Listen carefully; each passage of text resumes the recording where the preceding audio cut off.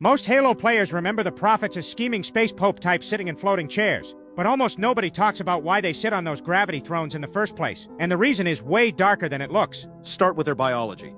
Modern Sanshuum, the race we call prophets, are weak, fragile. Their bones snap easily. Their muscles barely function. They literally cannot stand upright for long. And that is not natural. It is engineered by their own society. Back in ancient times, the Sanshuum were strong and agile. They explored their homeworld and lived normal lives. But when they discovered Forerunner relics, everything changed. Two factions formed, Reformists and Stoics, and the Reformists chose a path that doomed their future. They forced themselves into isolation. They bred only among their own ruling castes. Generation after generation of incest, genetic filtering, and selective marriages. The goal was to produce leaders who looked divine and mystical. What they actually created was a population so deformed and brittle they needed floating grav thrones to move at all. Their bodies became symbols of purity while their genetics collapsed.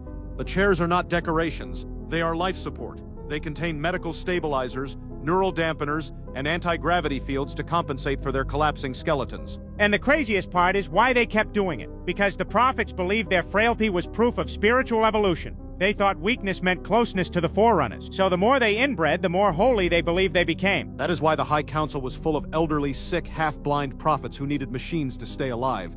They were not wise because of age. They were old because their species forced themselves down a path with no strength left to survive naturally. The Covenant hid this truth behind robes, titles, and ceremony. But the grav thrones give it away. They glide because their own legs cannot hold them. They float because their own society destroyed their bodies. And when humanity appeared healthy and Forerunner compatible, the prophets panicked. A species untouched by degeneration. A species that threatened their entire theology. A species that could reveal they were never divine.